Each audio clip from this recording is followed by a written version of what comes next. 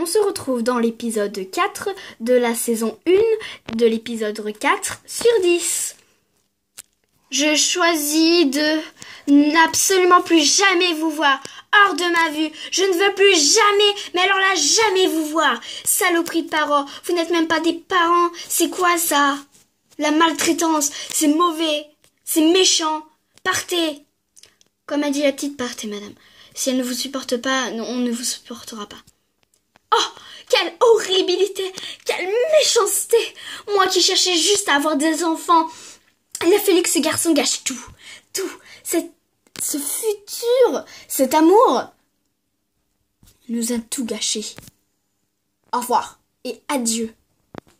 3 prochains enfants voulaient se faire adopter et nous allons voir leur profil. Nous commençons par ce petit Thomas qui voudrait ce petit Arthur qui voudrait se faire adopter. Il cherche des parents gentils, il n'aime rien, il déteste rien. Enfin, il déteste tout. C'est un enfant très compliqué et si vous arrivez à le supporter, c'est une épreuve. C'est une expérience. Cet enfant est fils unique et sa mère l'a déposé dans une poubelle, dans un sac d'ordures et voulait le tuer. Mais heureusement, la police est arrivée au bon moment et a pris l'enfant et nous l'a confié. Voilà, il est élevé ici depuis déjà 7 ans, car il a 7 ans. Il recherche des parents gentils. Une deuxième famille voudrait adopter cette petite et vraiment mignonne Chloé, donc qui est de peau marron, dont elle n'a elle n'est pas différente des autres. C'est une petite fille comme toutes. Les parents racistes ne seront pas contents du résultat d'adopter cette petite. Elle aime tout, elle ne déteste rien et elle a vraiment un grand cœur. Et elle a 5 ans. Non, je déconne, elle en a 7. Et là, on passe au pire du pire.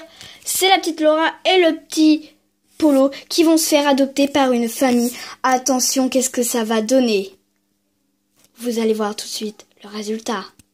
La petite Chloé et le petit Arthur ont déjà passé les 3 jours là-bas et il ne reste plus qu'à voir l'expérience de Polo et de Laura.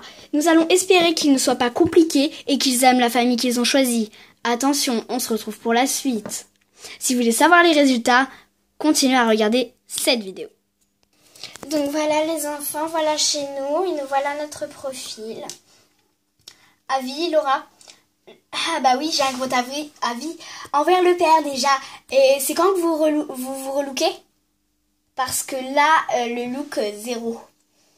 Et vous, madame, c'est quand que vous faites une teinture? Parce que les cils pas de la même couleur, les sourcils pas de la même couleur que les cheveux, franchement, ça fait gros naze. D'accord.